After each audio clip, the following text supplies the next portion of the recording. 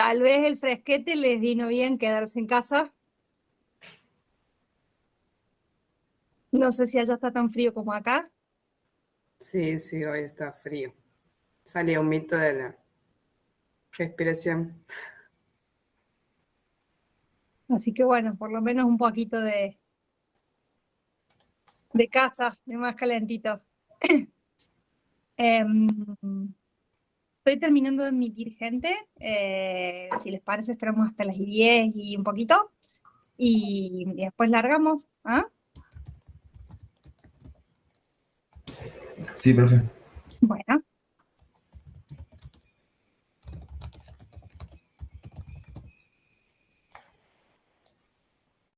como la reunión está organizada con una cuenta de la UNC, tengo que admitir a todos porque no hay ninguna cuenta UNC. Es el problema, Ana. Claro, somos todos Google nomás. ¿Sí?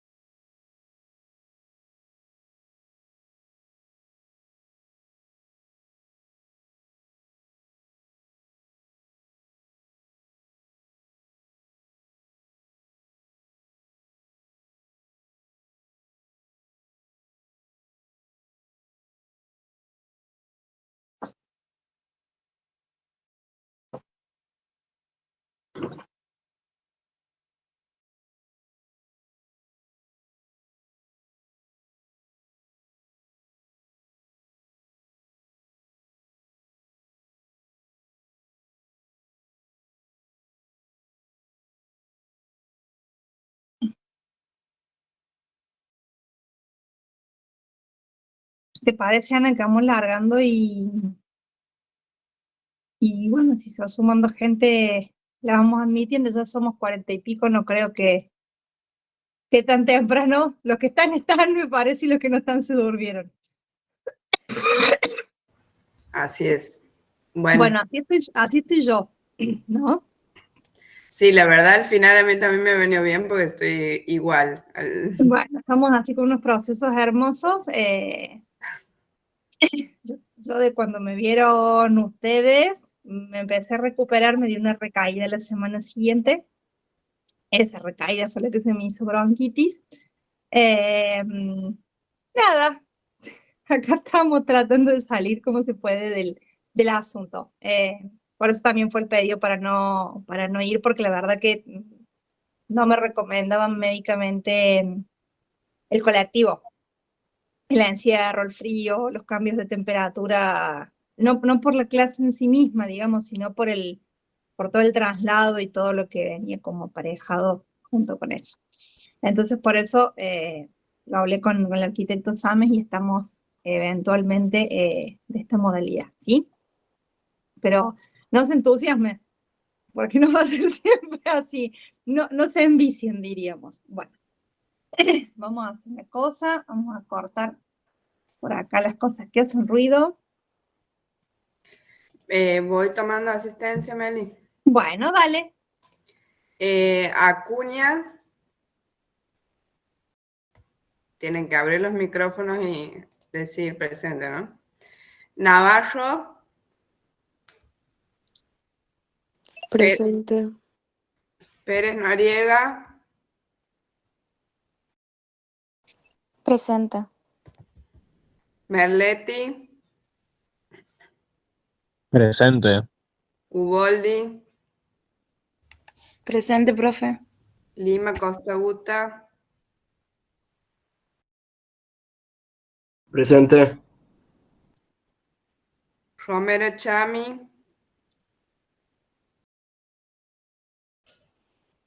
Presente. Yasogna, Presente, profe. Medina, Presente. Garzón, Carabajal, Prados, Presente, profe. Hola, Jiménez Chaparro, Presente. buen día. sí, ¿Se me ha escuchado? Garzón presente. bueno, Alacia Ruiz, Presente. Simón, Presente. Chiaraviglio, Palacio, Alagastino Herrera, Presente, profe. Iturre, Vitar Fulques, Presente, profe. Sánchez, Fortunato, Presente. Presente, profe. Sánchez. Miranda, Presente. Fernández Martínez, García Vidal, Cruz, Figueroa Mendoza,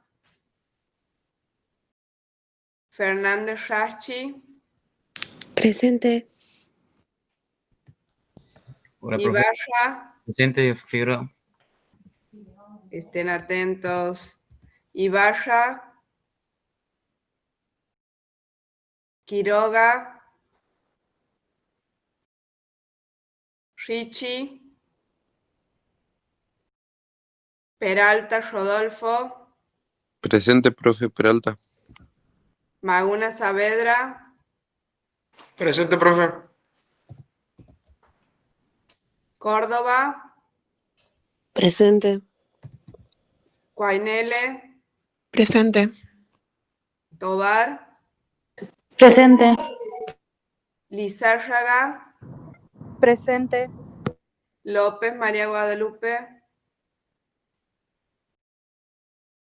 Navarro Agustina, Presente. Salvatierra,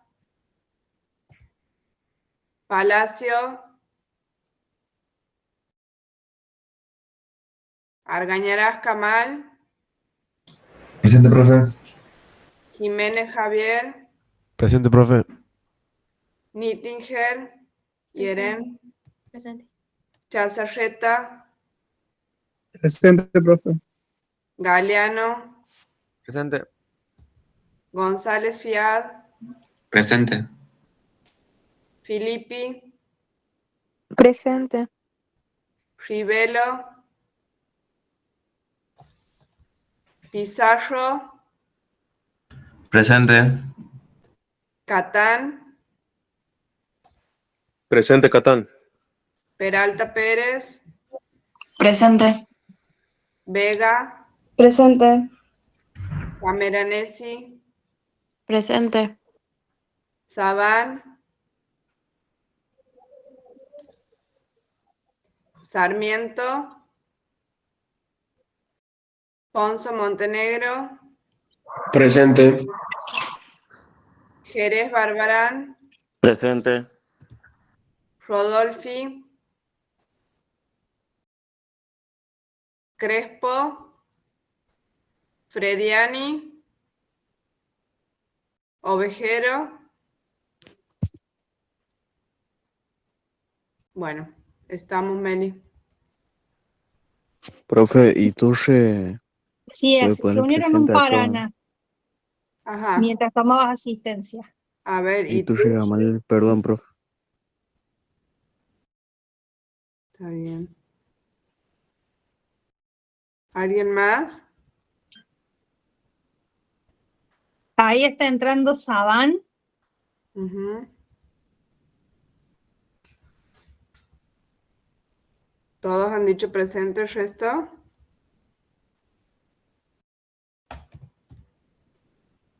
Bueno, Bueno, por una cuestión de entender que también podemos tener algunas dificultades de conectividad y demás, voy a hacer el intento de grabarla a la clase y dejárselas después disponibles por si la necesitan nuevamente o a alguien se le corta la conexión o lo que sea, ¿sí? Entonces, eh, no aseguro nada porque la cuenta con la que lo estoy trabajando es una cuenta de otra institución, pero por lo menos vamos a hacer el intento de que quede grabada. Por eso les va a aparecer ahora eh, que va a iniciar la grabación y yo voy a empezar a compartir pantalla, ¿sí? Así que les queda todo completito. Yo estoy con dos dispositivos, gente, por lo cual voy a levantar muchas veces la vista porque tengo una tablet con la que estoy usando la cámara y tengo la compu en la que está puesto la presentación, ¿sí? Entonces, de eso se va a tratar un poco. Ahí va.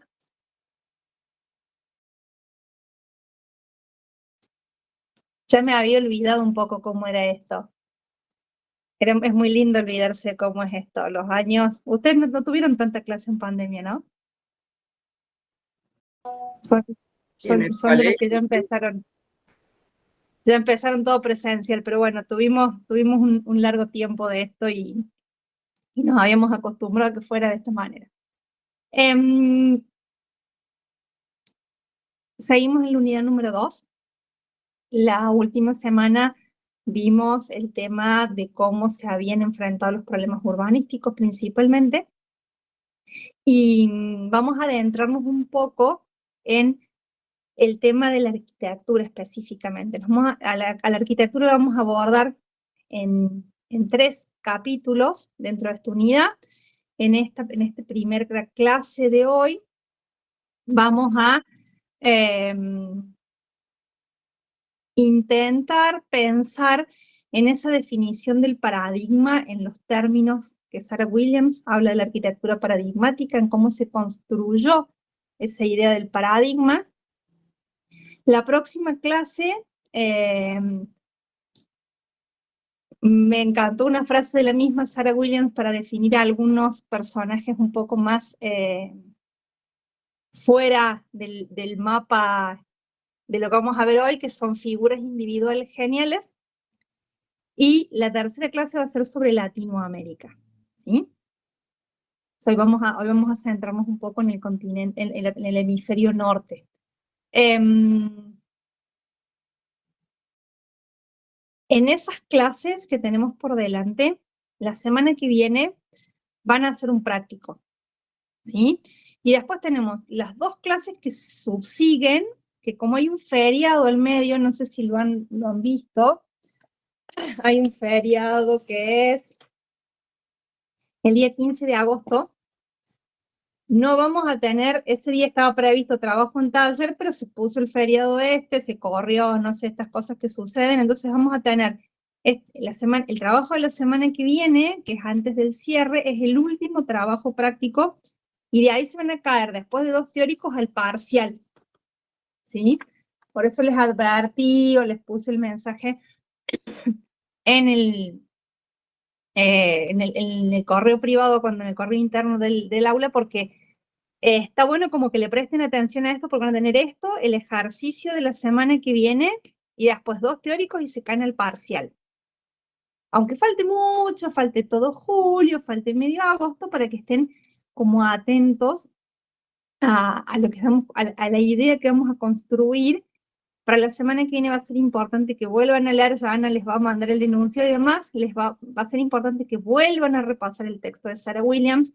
Les pido que lo repasen después de haber escuchado la clase completa, porque les va a cambiar la cabeza, les va a cambiar la forma de entender el texto de alguna manera, ¿sí? A medida que uno va sumando información, estos autores que son más complejos se vuelven más ricos, se vuelven más interesantes. Entonces, mírenlo con esa cabeza entre medio de la semana, cuando puedan se ponen y le dan un repaso, pero teniendo esto en vista. ¿Por qué la idea de la definición del paradigma? Porque de alguna forma, lo dice Sarah Williams, el paradigma es una construcción. Y la historiografía del siglo XX, la historiografía de la arquitectura del siglo XX, es un trabajo en permanente construcción. Diría la misma Sarah Williams, es una discusión en curso, que es esto de la modernidad. Entonces, hay veces que tenemos que tomar como fotografías de pequeños momentos que han hecho posible la construcción de esas ideas. Aunque hoy estemos en condiciones de rebatirlas, criticarlas, discutirlas, asistir al momento en que una idea cristaliza a nivel internacional y que va a tener tanto peso, al menos hasta la década del 60, desde lo que vamos a ver hoy, que va a estar entre los 20 y los 30, a lo que va a suceder en los 60, esto va a tener muchísimo peso. Entonces, vamos a intentar seguir andando ese camino. Mírenlo como con perspectiva, mírenlo como alejándose de la cosa, es decir, esto es lo que se pensaba en aquel momento de lo que debería ser la arquitectura moderna. ¿Quiere decir que eso es, o que así la entendemos hoy? No necesariamente. Pero intenten tomar como esa perspectiva y salirse de foco un ratito, como cuando uno mira una película ambientada en otra época, para tratar de entender qué es lo que vamos a estar tratando de deshojar hoy. Va a haber textos, los vamos a leer porque los textos son de alguna manera fundantes. A ustedes que les encantaba o querían que yo pusiera textos, hoy les llené la clase de textos.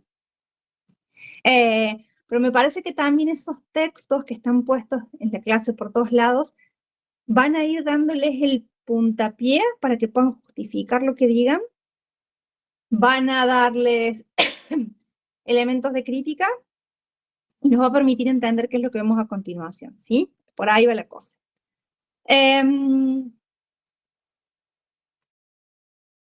Vamos a poner todo junto, ahí está. En el año 1932, en el MoMA de Nueva York, en el Museo del MoMA de Nueva York, se organiza una exposición. El MoMA tiene una tradición de exponer arquitectura. Se organiza una exposición que se llama Arquitectura Moderna. Así, simplemente, Arquitectura Moderna. Tamaño título, tamaño responsabilidad, en la que lo que tienen aquí en la hojita, el puntero funciona, ¿no? Cuando yo muevo el cursor, ¿hace puntero? Sí, profe. Alguien que está llegando, ahí está. Estas que están aquí son la lista de arquitectos que los curadores de la muestra, que son Hitchcock y Philip Johnson, seleccionan como los representantes o quienes ellos entienden que son los pioneros de esa arquitectura moderna. A partir del texto que ellos escriben, Hitchcock y Philip Johnson, se define un poco la idea de un estilo internacional, de una arquitectura que, como dice ahí, la depuración, ampliación y elaboración de los principios capitales de la arquitectura moderna se complicaron y enriquecieron con nuevas ramificaciones. El texto, la muestra, perdón, tiene, en esto que hablamos la última semana que nos vimos, en cómo ciertas publicaciones a lo largo del siglo XX van teniendo tan marcada influencia y tanta difusión, el catálogo que se produce para la exposición tiene una parte física, en la que se mostraron proyectos impresos, se mostraron obras, y en la parte de los proyectos se pusieron maquetas. Ya les voy a mostrar una de las maquetas, son tremendas. Y se produjo este catálogo. Y este catálogo es lo que va a tener en realidad impacto internacional, porque al ser un libro o una publicación es lo que circula fácilmente. También podrán hacer alguna relación con algo que dice el texto de Sarah Williams, que es cómo de alguna manera hay una imagen de la arquitectura moderna que se cristalizó a través de las fotos de este mismo catálogo. El catálogo lo tenemos en PDF, Anita también se los va a compartir para la semana que viene. lamento que el texto esté en inglés. El catálogo nunca se tradujo, sí se tradujo el posterior, que es el del 32 al 42. Este puntualmente no se tradujo, pero está en un inglés bastante sencillo. Si quieren, yo les he hecho algunos extractos, los he traducido, pero si quieren volver, aparte de los textos, o quieren ampliar, está en un inglés bastante accesible, digamos, no está en un inglés de una redacción compleja ni nada, está muy simple, se comprende bastante bien y pueden traducir algún parrafito con algún traductor incluso de los que están disponibles en línea. Entonces, estos dos personajes, Russell Hitchcock y Philip Johnson, que son los curadores de la muestra, definen en el prólogo, en la introducción, esta idea del estilo internacional. Muchos títulos y muchas cosas se los he dejado en inglés. Los nombres de las obras se los he dejado en inglés, incluso para respetar de alguna manera el sentido del catálogo. Dice, el efecto de masa, de solidez estática, hasta este momento, hasta el 32, primera cualidad de la arquitectura, ha desaparecido prácticamente. En su lugar, hay un efecto de volumen, o para ser más extensos, de planos de superficies que limitan un volumen. El principal símbolo arquitectónico ya no es el denso ladrillo, sino la caja abierta. Una idea que hemos estado trabajando, ¿no? La ruptura de la caja, el romplan, cómo rompe la caja Mies, cómo rompe la caja Adolf Loos, digamos, esa idea de la caja abierta, de la ruptura de la caja, ya está enunciada como la principal condición espacial, ¿sí? Porque lo demás es constructivo, planos, superficies y demás. La idea del espacio, que es la idea que de alguna manera nos debería guiar, está planteada allí como que el principal símbolo de la arquitectura ya no es el denso ladrillo, sino la caja abierta. ¿Cómo la abrimos? Otro problema, es lo que vamos a tratar de deshojar hoy, pero esa idea de romper la caja. De hecho, en su gran mayoría, los edificios son en realidad, así como un efecto, meros planos que rodean un volumen. Con la construcción de armazón envuelta tan solo en una pantalla protectora, difícilmente puede evitar el arquitecto conseguir ese efecto de superficie de volumen, a menos que como deferencia al diseño tradicional en términos de masa, se salga de su camino para tener el efecto contrario. Todos los arquitectos que vamos a ver hoy, de alguna manera lo que van a plantear es esto: haber salido de su zona de confort en el diseño, haber salido de esos términos del diseño tradicional como algo estático, que era la principal condición del espacio, para obtener el efecto contrario. ¿Hasta acá estamos? ¿Para dónde vamos a ir? Bien, entonces vamos a empezar a recorrer esa lista de arquitectos que teníamos en la diapositiva. Me voy a volver les voy a hacer una aclaración. En los últimos, vamos a ver la lista casi completa, vamos a ir haciendo algunos cortes y demás, pero vamos a ver la lista casi completa, vamos a ver algunos otros personajes intercalados dentro de esta lista, y a los que no vamos a ver, se los aclaro desde ahora, son a los Bowman Brothers. Unos arquitectos que en principio eran bastante emergentes en ese momento y que después no consolidaron el estudio ni se perpetuaron en el tiempo. Entonces, fue una decisión personal mía en la construcción del discurso de la clase, dejarlos de lado, ¿sí? Entonces vamos a ir recorriendo a todos los otros, menos a los Bowman Brothers. El capítulo de Frank Lloyd, yo lo que les he hecho es tomarles extractos de los textos que preceden a cada uno de los arquitectos, textos que a mí me parecieron interesantes. Y en el caso del texto que inicia el capítulo de Frank Lloyd Wright, empieza con una frase del mismo Wright, no es un texto de los curadores, es una frase del mismo Wright, que dice: en el noble ámbito de las ideas como arquitectura, para impulsar el crecimiento de la era de las máquinas, ¿Ven la sintonía ahí todavía con Le Corbusier, no? Que están pensando en la máquina, en lo mecánico, en lo automatizado. Es decir, para que el poder de nuestras máquinas y las multitudes en una fuerza democráticamente beneficiosa, también está pensando en otra escala, está pensando en una escala más global, en el pueblo, está hablando de multitudes democráticas que van a ser las beneficiosas de esa arquitectura, se está gestando una gran nueva integridad. Y esa palabra integridad la resalta de alguna manera poniéndola con mayúscula. Una sensación de lo interior como realidad y 4 nuevos recursos ilimitados. Estos 4 recursos, junto con la idea de la integridad, son como lo que nos debería servir para entender toda la obra de Frank Lloyd Wright. El primer nuevo recurso es un supermaterial, el vidrio. El segundo nuevo recurso es un nuevo estándar, lo tenue. Ahí dice tenuidad, pero lo tenue, lo sutil, ¿sí? El tercer nuevo recurso es una percepción de la naturaleza de los materiales, de las cuales la mayoría de los arquitectos va a hacer un gran uso, ¿no? De dejar la verdad del material y de no enmascarar y utilizar esa naturaleza y esa condición del material como elemento de parte del discurso de la arquitectura.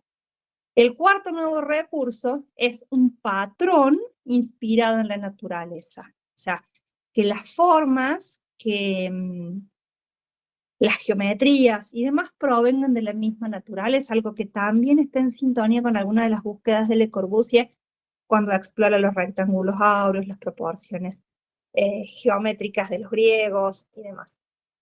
Los 5 recursos juntos, entonces integridad, vidrio, tenuidad, naturaleza de los materiales y el patrón inspirado en la naturaleza, juntos crean una nueva comprensión de la construcción y exigen un nuevo significado como arquitectura en este siglo XX. Los 5 recursos no solo son la base de la arquitectura moderna de este siglo, sino que en su conjunto son una lección que la propia vida moderna debe aprender.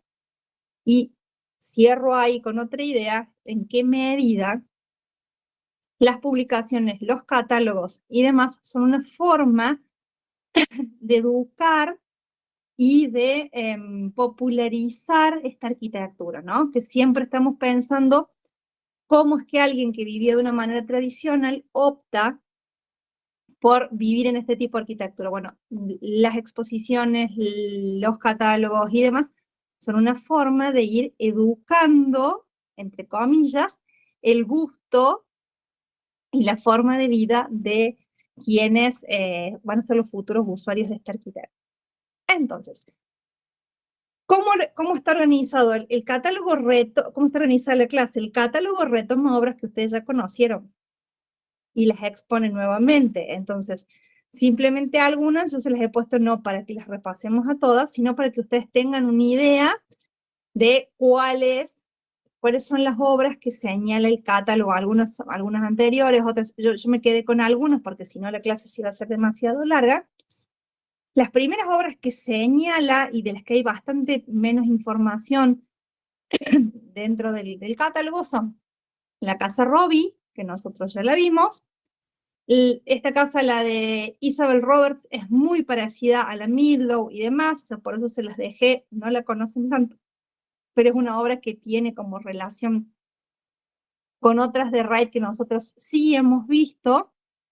Y finalmente, esa casita, la última, que ustedes la conocen, no la conocen a esta obra en particular, que se llama la Casa Miller.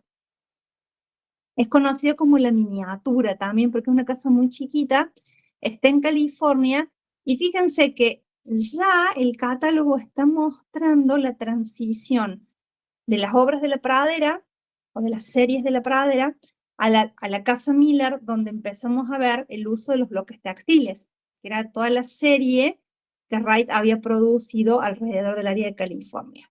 Entonces, si después tienen un tiempito, investiguenla, la Casa Miller es muy interesante, es como muy compacta, es muy chica, por eso le dicen la miniatura, y es como una de esas exploraciones iniciales de Frank Lloyd Wright en el tema de los bloques textiles, con incluso muchísimo más trabajo de integración al paisaje, de lectura del sitio y demás, ¿sí? Entonces esas 3 obras están allí como para que ustedes retomen o puedan hilar a dónde va a ir a parar cuando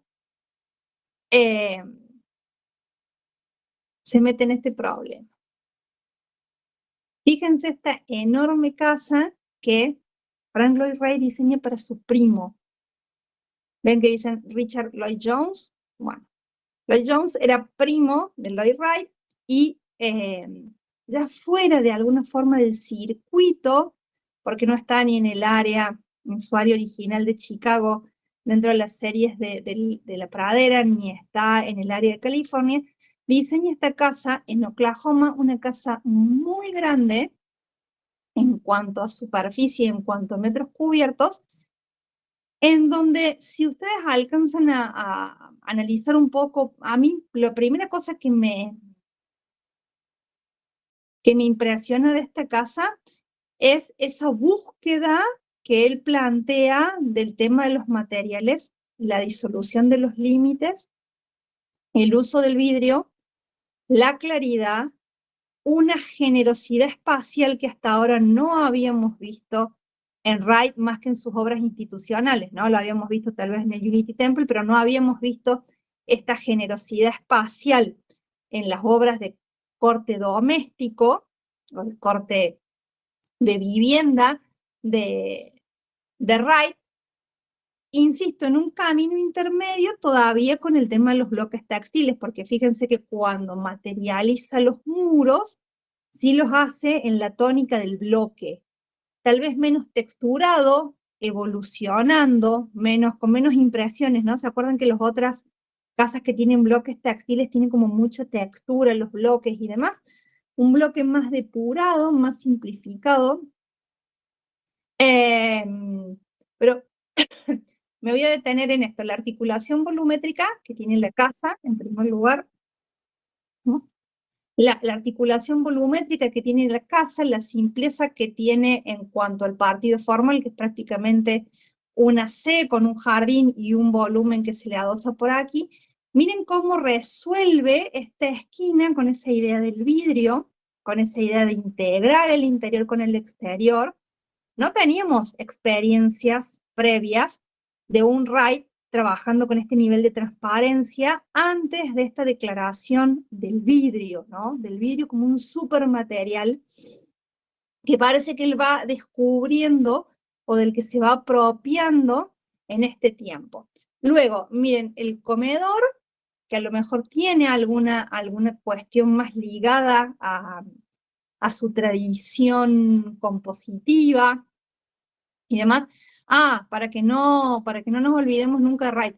Las chimeneas siguen apareciendo, ¿las alcanzan a ver en la planta? No se las olviden nunca. Eso es como los sellos de Wright que no hay que olvidarse.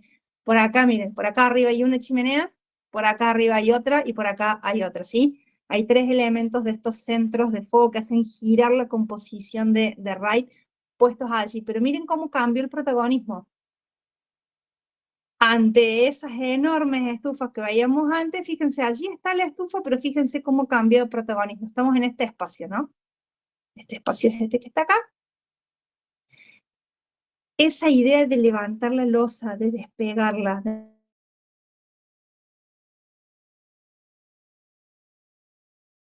dentro de la obra de Wright. Por eso es interesante, y esta obra está publicada, por supuesto con unas fotos blanco y negro y de otra manera, está publicada en el catálogo del MoMA. Y esto es el único proyecto que se expone de él. Principalmente ven que lo que se mostró de Wright fueron casas. Esta también es una casa. Y es el proyecto que se muestra de él, ¿sí? Ahí está la maqueta, que como les insistía, si les quieren dar por la cabeza la maqueta, piensen que es una maqueta de la década de los 30 y mírenla con cariño. La foto es la foto del catálogo tal cual estaba allí. Estos son los planos de la casa y este es un dibujo del mismo Wright de cómo se imagina la casa. La casa se llama Un proyecto para una casa en la mesa o en el altiplano, digamos, tiene que ver con otro territorio que tampoco le es propio a Wright en principio, como es el área de Colorado, aunque ya vamos a ver después cómo él se va a ir tirando, lo vamos a ver la clase que viene, se va a ir tirando a estas nuevas geografías cuando instale el Taliesin y demás, lo vamos a ver la semana que viene. La semana que viene, la próxima clase cuando nos encontremos después de julio, perdón, la semana que viene no. Mi semana que viene es mi semana en la clase. ¿Vieron cómo pienso yo? Entonces, voy por ahí. Miren lo que dice Wright de esta casa. Es la típica casa de lujo, o sea, no está pensando en las masas, es una casa de lujo, para 5 coches. La modernidad del auto es una casa para 5 coches, que se puede encontrar en el Broadgate City. Ese es otro concepto de Wright, que es parte de alguna manera del antiurbanismo, ¿no? Él piensa como una ciudad abierta, como una ciudad con muy pocos niveles de formalidad urbanística, ya les dije anteriormente, es un anti-urbanista, entonces piensa esta casa para esa forma de ciudad que él se imagina muy abierta, de una malla de muy baja densidad y demás. Entre sus muchísimas características se encontraba un nuevo sistema de ventilación adaptado al clima cálido y seco del sudoeste. El muro norte sobresale de los bordes de las losas en algunos puntos y en el segundo, ¿sí? La idea es que él empieza a pensar en estas condiciones de la naturaleza que estaban enunciadas en el primer párrafo, pensando en cómo adaptar la arquitectura, casi empezando a tener un pensamiento bioclimático, ¿no? Que a veces, vuelvo a lo mismo, pensamos que la bioclimática la descubrimos hace 10 años, pensando en cómo las losas sobresalen para generar puntos de sombra, las ventilaciones, la idea de favorecer los flujos de aire naturales. Entonces, si bien es una enorme casa, está pensando en las condiciones del lugar e insisto, vamos a ver luego qué pasa con la evolución de esta idea en la próxima clase. Pero bueno, allí es como lo último, ¿no? Es la obra que lo deja en stand-by en la muestra. La muestra cierra para el año o se arma en 1932. Este es el proyecto que tenía entre manos Wright en 1931 y es lo que se muestra como, de alguna manera, ese pensamiento de avanzada de Wright en este momento. Para no aburrirnos solamente con el catálogo, se me ocurrió ir pensando en idas y vueltas, ¿no? En poder ir haciendo como algunos links con cosas que no son las más tradicionales de ver. Entonces, esta es una obra que a mí particularmente me encanta. Se llama Villa Sila, la construye una mujer. La construye Marion Mahoney Griffin. Marion Mahoney Griffin fue una colaboradora de Wright, de las primeras mujeres que fueron admitidas en estos estudios tan importantes. Fíjense que la obra se construye entre 1903 y 1914. Ella era, en primer lugar, una dibujante extraordinaria. De esa manera llega al estudio de Wright, y luego, en esta cosa, las manitas del aplauso de la Cami, ahí va Cami, ahí va, vamos con las mujeres hoy. Ella empieza, miren que la formación de arquitectos no era tan académica, ¿no? Uno terminaba aprendiendo, haciendo y demás, y Mahoney Griffin se casa con un arquitecto también, y a partir de eso también se puede tomar otro impulso en su propia obra, pero todas sus obras están reconocidas, están firmadas. Muchas de las casas que corresponden a la serie de la pradera de Frank Lloyd Wright también estarán reconocidas con ella como parte de la autoría o el diseño de los interiores muchas veces.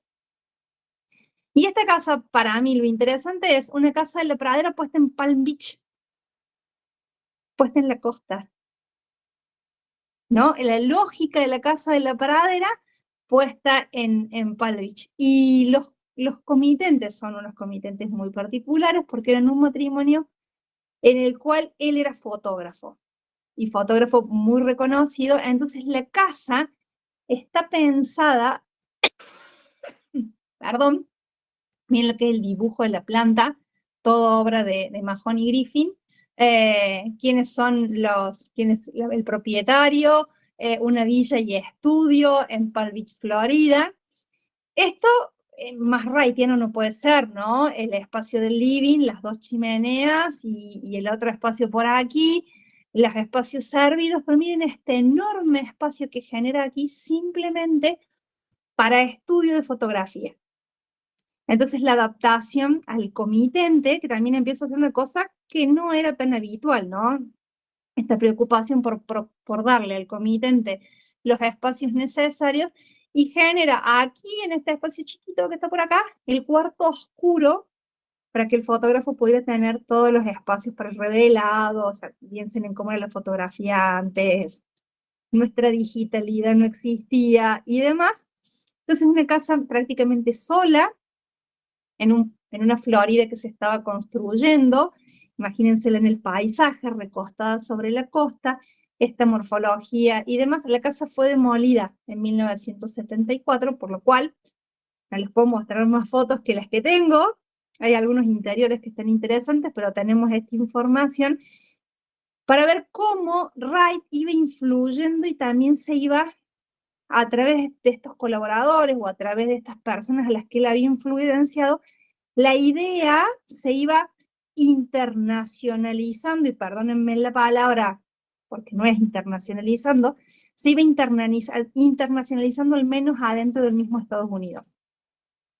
De un Wright que empieza en Chicago, lo vimos que tiene obra en California con las casas de la serie de los bloques textiles. Vemos algunas cosas en las que empieza a trabajar en un clima árido, como la casa que vimos recién, o estas obras que se presentan en Palm Beach. Entonces ya ven cómo hay una mancha que va creciendo de la obra de Wright o de la obra influenciada por Wright dentro del mismo Estados Unidos. Y esta la vimos, se las traje de vuelta porque la mancha de aceite cruza el océano, y esta la vimos cuando vimos en la formación de la modernidad algunas cosas un poco duras, pero que estaban inspiradas, duras en el sentido de la plasticidad con la que se puede mover Wright, y que simplemente hubo un admirador, que es Van Hoff, que la vimos a la obra en la formación. Se las puse acá como para que vean cómo esa mancha se había extendido también, ¿sí? Con esto termino la serie de Frank Lloyd Wright, porque no es una obra, también es una obra de altísima influencia de Wright, pero a mí me encanta el personaje de Rudolf Schindler. Rudolf Schindler junto con Richard Neutra, que es el último arquitecto que vamos a ver, son arquitectos austríacos emigrados, austríacos alemanes emigrados en el proceso de la entreguerra. Schindler entra a trabajar al estudio de Wright, o sea, sus influencias están dadas por esa condición de haber pasado por los tableros de Wright, por haber dibujado las obras de Wright. Y Schindler construye esta casa en Hollywood, o sea, vemos que estamos en el área de California todavía, con una idea extremadamente loca por detrás. Porque esto es una casa una especie de casa de fin de semana. Y es una casa para ir con amigos. Y es una casa que no tiene, más que en los espacios sociales, no tiene definidas las áreas privadas. Tiene definidas las áreas públicas, porque ellos se imaginaban, no sé, pasarse la noche sobre el techo mirando las estrellas. ¿Sí? Es una casa que de alguna manera rompe los parámetros de la funcionalidad tradicional, ¿no? Que tenía que tener la casa. El estar, la cocina, los dormitorios. Esta casa, en la búsqueda de Schindler, es desarticular de alguna manera la propuesta funcional tradicional. Para mí es un es una obra en la que esa idea de los materiales, de los patrones de la naturaleza, se exacerba y se manifiesta. Yo si les muestro la obra y no les digo que está construida en 1920, yo me la construiría para mí en la casa mañana, se los digo así, como ese uso del hormigón visto, pulido, las ventanas que se corren perfectamente, esa apertura entre el interior y el exterior, la idea del vidrio, la idea de la transparencia, la idea de la integración con la naturaleza, están llevadas a su máxima expresión, ¿no? Casi todos los principios que había enunciado Wright en esa lista, esas 5 ideas, se plasman en esta obra que no es de Wright, insisto, es de Schindler. Schindler tuvo una relación caótica con Wright, se los aclaró. Se pelearon, trabajaron juntos, se volvieron a pelear, volvieron a trabajar juntos. Muy traumática la relación, pero bueno, tal vez en esa pulseada en la que estaban permanentemente, salió lo mejor de Schindler,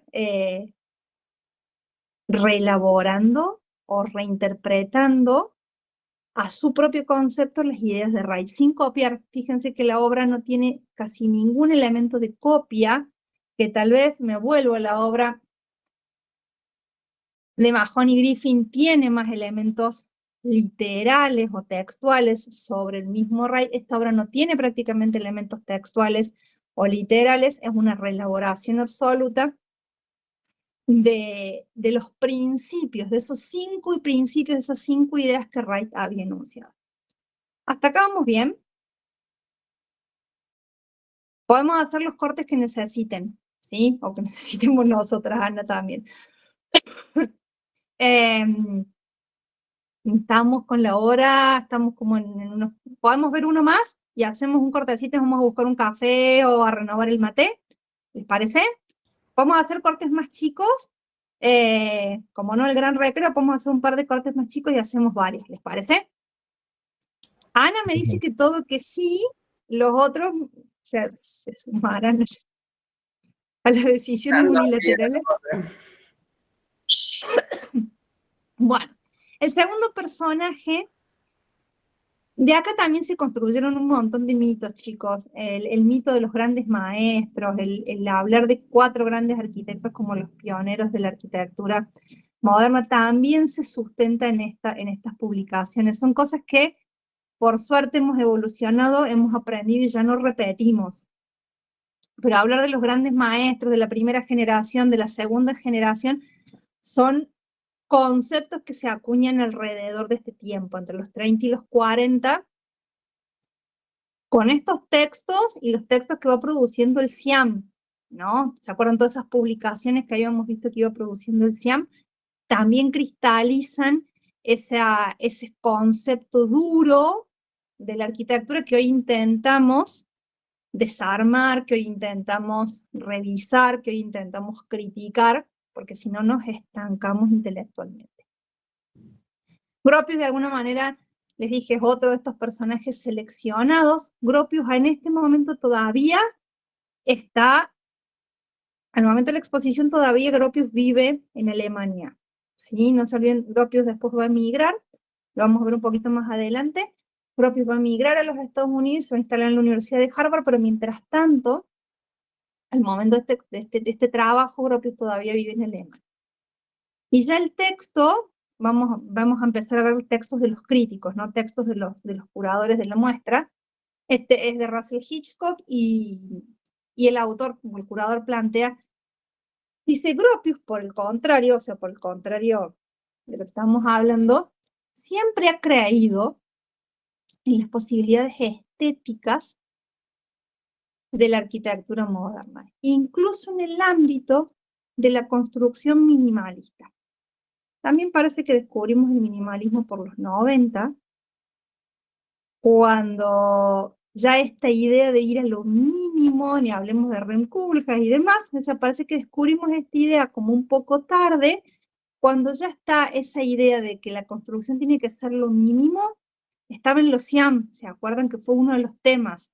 La arquitectura mínima, esa idea del minimalismo, está muy de lo minimalista, pero como mínima expresión necesaria, no como una exacerbación estética, ¿sí? No dejar todo vacío por dejarlo vacío, sino que reducirlo bien al concepto de qué es lo mínimo que yo necesito. No despojar por despojar, reducir. ¿Vieron cuando esa gente que son como acumuladores, que juntan? Bueno, ¿qué es lo mínimo que yo necesito para vivir? ¿Sí? Ese es el concepto de lo minimalista o de lo mínimo. Su sentido del diseño es menos refinado que el de Gigi Pideau, el de Le Corbusier o el de Mies van der Rohe, pero su logro, debido a su amplia trascendencia, ha sido comparable al de estos. ¿Qué les estoy diciendo? Que ellos como curadores no creen que la calidad de diseño de Gropius sea comparable al de los otros. Pero ha trascendido. ¿Sí? Los otros son mejores diseñadores, más refinados, pero Gropius ha trascendido. De hecho, la arquitectura moderna, inicialmente considerada sinónimo de la obra de Le Corbusier, fue considerada durante un tiempo el producto casi exclusivo del Bauhaus, y su mejor representación fueron los edificios de Gropius. Su obra ha sido especialmente responsable de la rápida conversión de las autoridades alemanas y del público en general a la arquitectura moderna. Ahí está lo interesante de Gropius. Gropius salta, permite llevar las ideas de lo moderno, de lo netamente doméstico, a lo institucional. ¿Sí? A la vivienda en grupo, a los planes que vimos la semana pasada, con esas áreas de desarrollo de vivienda para las clases obreras, y con esta idea de poder llevarla a lo institucional, y a partir de lo institucional terminar de adaptarlo al público general. Como creador en la Bauhaus de un sistema decididamente moderno de educación artística, y el primer gran líder de la posguerra en el campo de la vivienda mínima, los logros de Gropius tienen mayor trascendencia social que los de cualquier arquitecto moderno. ¿Ven? Vuelve sobre la idea de lo social, de la posibilidad de la difusión de las ideas y del cambio de escala. ¿Sí? Prácticamente no hay relaciones más que en lo mínimo a sus planteos, ni técnicos, ni formales, ni de lenguaje, ¿sí? Ven que está llevado como a ese punto de vista solamente. De la misma manera que les presenté lo de Wright, les muestro obras que ustedes ya conocen de la trayectoria que estaban expuestas. La primera, siempre les muestro un par de obras que son bisagras, que yo no las puse, digamos, obras que están cabalgando entre el siglo XIX y el siglo XX, y después abordo estas. La fábrica Fagus, esa la habíamos visto, el edificio de la Bauhaus, que también ya vimos, y estas viviendas se las puse, no son exactamente las mismas, pero están en la misma tónica que las viviendas que vimos la semana pasada. Estos barrios obreros o estos grupos de vivienda, entonces pensar en esto, y ahí es donde empieza la lógica de lo mínimo, ¿no? De la vivienda mínima y de la expresión mínima de la arquitectura. Las dos ideas de lo mínimo por allí, ¿no? Entonces, ahí hay un barrio que se construyó en Dessau, en el mismo lugar donde, en la misma región, en realidad, en la que estaba la escuela de la Bauhaus. Entonces, las referencias se las puse tal cual estaban en el catálogo para que, por eso hay palabras a veces que no hemos usado y demás, las referencias están tal cual están en el catálogo del MoMA. Esta obra nosotros no la vimos, pero tiene que ver, está expuesta, está publicada en el catálogo, no estaba expuesta, perdón, está publicada en el catálogo, y tiene que ver con esa escala institucional de la que habla el texto de Hitchcock. Entonces, es una oficina de empleo de la ciudad, como si fuera una especie de oficina de trabajo, en la ciudad de Dessau, nuevamente, donde estaba la Bauhaus, en donde se articulan dos morfologías sumamente interesantes, porque tiene toda esta área todo este bloque que ustedes ven acá adelante, que es este bloque que da el acceso a las oficinas, y luego tiene un planteo radial que no estamos tan acostumbrados a ver en Gropius, en donde se van ubicando las distintas oficinas, y que es esta parte, ¿no? Este volumen que ustedes ven acá, es este volumen alto que pueden ver por este lado, que coincide con la caja de escaleras que está ahí marcada, ¿no? ¿Me van siguiendo en la lectura de los planos? No sé si el mouse me ayuda, ¿no? Por acá está el volumen alto, que es este, que contiene la caja de escaleras, que está totalmente transparentada, del mismo modo que él trabajó el edificio de la Bauhaus. Este bloque de oficinas, que es este bloque de ventana corrida, y finalmente este bloque posterior, en el cual trae como reminiscencia de alguna manera esa idea de la arquitectura industrial de nuevo, ¿no? De poner estas ventanas sobre los techos, al mismo modo que se hace en las fábricas, ¿no? Para permitir esa luz cenital, esa luz indirecta en los espacios de trabajo, y ciega bastante el plano, ¿no? Genera un solo ingreso por acá, que está por acá atrás, un par de ingresos que son estas puertitas que ustedes ven ahí, ¿sí? Las alcanzan, me siguen ahí, y de esa manera ciega prácticamente el muro posterior, pero incorpora este resabio de ese trabajo de él con la arquitectura industrial, ¿no? La fábrica Faust y demás, su tiempo con Peter Behrens, de alguna manera reelaborado en esa expresión, en ese lenguaje, en esa cara curva posterior que tiene la oficina esta de empleo. Esta es una casa unifamiliar, todavía insistimos en Berlín, en donde está como el medio, ¿no? Está entre aquellas posturas de lo mínimo. Pienso principalmente en lo mínimo en cuanto a expresión, no en lo mínimo en cuanto a funcionalidad o a espacios, pero fíjense aquello que señalan los textos. Walter Gropius no rompe la caja. Miren la planta. Es una planta casi tradicional, ¿no? No hay búsqueda de planos que se articulan en el interior. Los espacios están bastante claros y definidos. Si bien hay un espacio integrado que puede ser el estar y el comedor que están por aquí, y que es esto que da hacia la cara posterior de la casa, la incorporación definitiva de la idea del garage como parte de un elemento indispensable, pensando en esta popularidad que había adquirido el automóvil, ¿no? Allí la presencia, y después el ingreso. Esto es muy, muy, muy tradicional, gente. Tengo un ingreso a la escalera, en la cocina. Esto es casi una planta tradicional de una vivienda, sin pensar en una espacialidad diferente. Por eso no hay, ni siquiera en la exposición, Hitchcock y Philip Johnson no eran ningunos sonsos, no hay imágenes interiores. Lo único que hay es esta foto. Esta foto sí se la saqué del catálogo, lo demás lo completé con información propia, de lo que hay dando vuelta por todos lados. Pero fíjense esa negación, entre comillas, a mostrar el espacio, y sí evidenciar esa otra búsqueda de lo mínimo en las expresiones materiales, en las expresiones formales, el vidrio y demás, ¿sí? Bien. ¿Está allí mi colaboradora estrella para esta casa? Ahí está. ¿Me escuchan bien?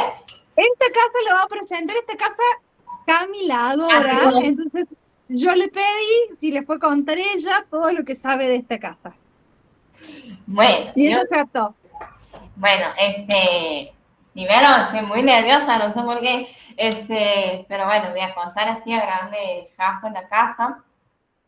Bueno, a mí esta casa me gustó mucho, la verdad es que para mí es un honor como presentarla. Bueno, haciendo hincapié un poco en lo que decía al principio de la clase, la casa ha sido difundida como en una revista, ¿no? Que era muy importante ahí en Francia, y esta revista ha sido como la responsable de justamente la difusión de la casa. ¿Dónde se encuentra mi casa? Tengo dos pantallas, por la duda, si me ven por ahí, o sea, aquí hay una y aquí hay otra, así que por las dudas se me ven mirando por los dos lados. La casa se encuentra como ubicada, como al sur de Francia, en ese lugar, donde que dice ahí que, perdonen, yo no sé francés, así que, pero eso, se llama Roquebrune Cap Martin en Francia, que está como en la costa, ¿no? Es una ladera que desciende más o menos por el mar Mediterráneo.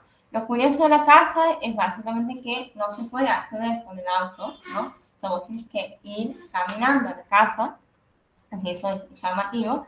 La arquitecta que diseña la casa se llama Aileen Gray, la casa se llama E1027, es una vivienda como de verano, ¿no?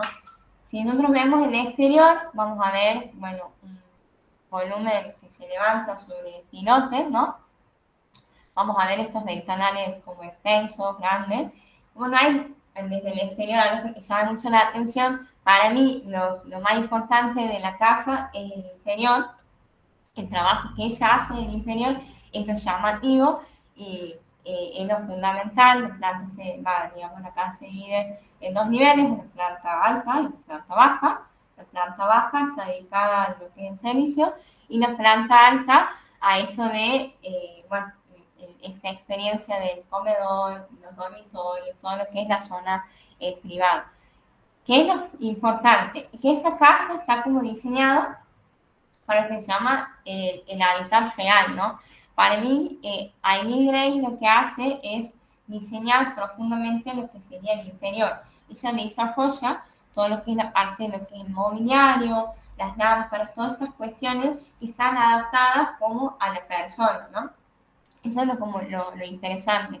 Ella diseña todo, desde como está resuelto de lo que es una lógica más bien funcional, pero justamente aludiendo a esta intimidad, ¿no? Este diálogo entre lo funcional y lo emocional como tal.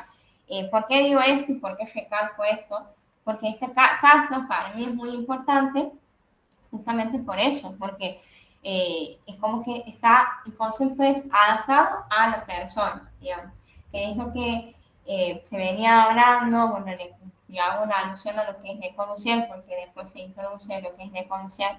Es como un concepto medio contrario a lo que decía Le Corbusier, que después esta casa cae como en una oposición de Le Corbusier, que ya voy a contar, porque la casa justamente se adapta a la persona.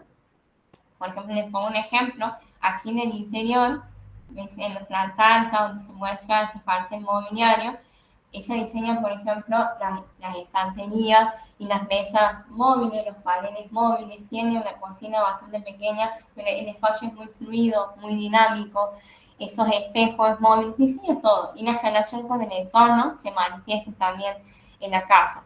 ¿Por qué digo que también es importante? Porque con la introducción de Le Corbusier, que habla de esto de la máquina de habitar, Aileen Gray es como que toma el habitar como un refugio, digamos, básicamente. Es como realiza una arquitectura más intuitiva, más emocional, ¿no? Aludiendo a lo que es la experiencia particularmente. Así que, nada, por eso me pareció muy importante recalcar como esta casa y el diseño es que hace justamente lo que es el mobiliario, digamos. A diferencia de las otras casas, me parece que el espacio, los espacios en general logran integrarse, porque esta es una casa como de verano, y logra justamente ser fluido, y bueno, digamos, el chisme de la cuestión, porque ya doy como un resumen, ya me quedo muy nerviosa, es esto de que, bueno, Le Corbusier se obsesiona muchísimo por esta casa, justamente porque es una casa que viene desde, que lo había mencionado antes, que viene adaptada a la persona que va a vivir en ese lugar, o sea, en la casa en sí misma. Y él se obsesiona por esto porque era como un efecto, se venía hablando esto de la máquina de habitar y toda esta cuestión, que se venía hablando de esto de lo racional, lo funcional, lo estandarizado, con mucho más marcado, y esta casa como es disruptiva, rompe con esas cosas, ¿no? Y me parece que, bueno, el negocio se obsesiona y el chisme de esto, básicamente, es que, bueno, era amigo de la pareja de Aileen Gray, que es justamente la persona que difunde la casa, logra escribir un artículo difundiendo la casa, porque Abigail no solo diseña la casa, sino también es fotógrafa, ella se encarga de la toma de las fotos del interior, y bueno, logra como difundir la casa. Le conoce esa casa, la intenta comprar, pero al final no la compra. Era amigo de la pareja de Abigail, que se llama Sean Badwichi, si mal no recuerdo, y la habita un tiempo. Después hay toda una polémica, porque logra habitarla después de tanto, Abigail se va, todas esas cuestiones, logra comprar hasta una casa cerca de esa casa, le gustaba mucho, y se obsesiona con esa casa, pinta como ciertos murales de la casa, sin permiso de Abigail, y muere cerca de ahí, Le Corbusier, al frente justamente de ese mar, muere ahogado Le Corbusier. Algunos dicen que esto es como un fenómeno más simbólico, digamos, básicamente. Bueno, eso es la casa, esa es como mi reseña de eso, digamos. Pero no se me trabado, estoy muy nerviosa. No, yo te agrego ahí, Cami, como un par de detalles. Aileen fue de las primeras mujeres dentro de la Bauhaus que accedió a los procesos proyectuales de la arquitectura, cuando la mayoría de las mujeres en la Bauhaus estaban recluidas, como habíamos dicho, o a lo textil o a la cerámica y demás. Entonces, de alguna manera, Aileen es la primera mujer dentro de la Bauhaus que hace arquitectura y que llega a ser reconocida por eso, digamos. Entonces, esa integración de la que habla Cami, de pensar el mobiliario, de pensar los textiles, de pensar los tapices que estaban colgados en la pared y demás, tiene que ver con esa integralidad de la que hablaba la Bauhaus, ¿no? O sea, de esa forma. Claro, sí, eso es la cuestión. Por eso nombro el tema de la difusión. De hecho, ella, como ha sido una de las primeras mujeres, esta persona que era la pareja, se adjudica como coautor, porque en ese tiempo, una mujer arquitecta era como era controversial. Obviamente que a lo largo después, a medida que pasó el tiempo, se ha logrado reconocer a ella específicamente como autora, digamos. También por ese mismo sentido es que Le Corbusier se obsesiona, digamos, porque era como muy polémico también el hecho de que una mujer desarrolle una arquitectura así, digamos, ¿no? Tan integral espacialmente. Bueno, eso, ¿no? A mí la foto de ella sentada en su propio sillón me parece una expresión de esa convicción de ser moderna. Sí, de hecho, si uno la busca, investiga de ella, es como una mujer, tiene tantos lados ahí, que por eso me gusta muchísimo. Se define como alguien muy libre, muy independiente, digamos, o sea, con esa impronta que se instala, y también esa convicción de que ella misma ha tomado esas fotografías que ven ahí, es algo como habla ya justamente de este carácter independiente que ella tenía, y menos mal que pasó el tiempo y se ha logrado, porque después creo que ellos dos se separan o algo así, pero bueno, con el tiempo se ha logrado ponerla en el lugar en el que está hoy, como autora de esa casa. De hecho, esa casa, muchos creen que la ha diseñado Le Corbusier o Jean de Padovici por mucho tiempo. Además, si uno busca Le Corbusier, esa casa aparece. Entonces, en realidad no, la ha diseñado ella, y esto, ¿no? Sacar esos principios un poco traídos de la Bauhaus, esto de diseñar el mobiliario, que sí, puede ser que está la estandarización ahí dando vueltas, pero ella lo adapta, ¿no? A la especialidad, o sea, hecho de, por ejemplo, si uno observa el baño, dice, bueno, ella pensando como persona que habita ese lugar, porque la casa era una vivienda de verano, que no la ha logrado habitar completamente ella, pero, por ejemplo, esto es el baño, yo me voy a maquillar, yo me maquillo, ¿no? Pero en el sentido de voy al baño, voy a crear un espejo móvil para poder maquillarme, o una sala de lectura que tenga estos muebles adaptados a mí. Eso es algo que me explota la cabeza. De hecho, es como la casa en cada rincón ayudes a esta experiencia más sensorial, al habitarse cómodamente. Este espacio es mío, este espacio lo habito. Es como eso, para mí eso es lo disruptivo de esta casa, digamos, con lo que se implanta, que a diferencia de lo que viene, es diferente, la verdad. Y nada, así que muchas gracias. A mí el mío me gusta mucho. Y de su vida personal ya hablaste todas, pero bueno, no, quería como decirlo como en síntesis, porque bueno, sé que hay muchas obras ahora. Y tiene que ver con pedirle a Cami y demás que habláramos de esta obra, tiene que ver con eso que planteé al principio de la clase, con una reconstrucción o una deconstrucción de la historiografía tradicional de la arquitectura. Claro.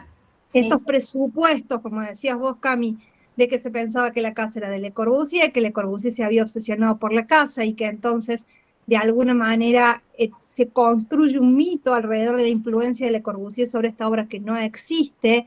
Entonces, poder desandar esos caminos también nos ayuda a entender que el devenir de la historia de la arquitectura moderna ha sido bastante diferente a lo que mucha bibliografía nos propone. Entonces, está bueno a veces, como hacíamos ayer con Cami, nos pasamos un par de archivos y demás, de cosas que son de una época, que son una fotografía de la época y que hoy releerlas desde una mirada más crítica nos enriquece mucho más en el proceso de construcción del proceso histórico del siglo XX. Sí, aparte de esto de la difusión, que eso me parece muy importante, como a medida que escucho la clase y habla esto de la importancia de las fotografías, las revistas que difunden esto, también dan pie a estas construcciones y estos mitos, porque la difusión para mí en este tiempo es como clave, digamos. Es algo como que marca como presente, que digo, empiezan a aparecer, por lo menos en este arco del tenido, las primeras personas que sacan fotos a casa, primeros fotógrafos, arquitectos, que bueno, ya estaban antes, pero se empiezan a visibilizar y a dar mucho más importancia al tema de la fotografía, que eso es como, ¿qué es lo que hace la Bauhaus en realidad? ¿No? La Bauhaus es un eje también de la fotografía, como tal, y bueno, que ya lo había mencionado en la clase un poco pasada, que hablamos de la fotografía de Buenos Aires, pero sí recalcar esto de la difusión, que es muy importante, especialmente, bueno, en esta casa que es todo. O sea, sí, ya sé que ha sido una serie consecuente, donde un montón de cosas, bueno, que la pareja que se llama bici, pero bueno, esa ha sido la encargada de realizar.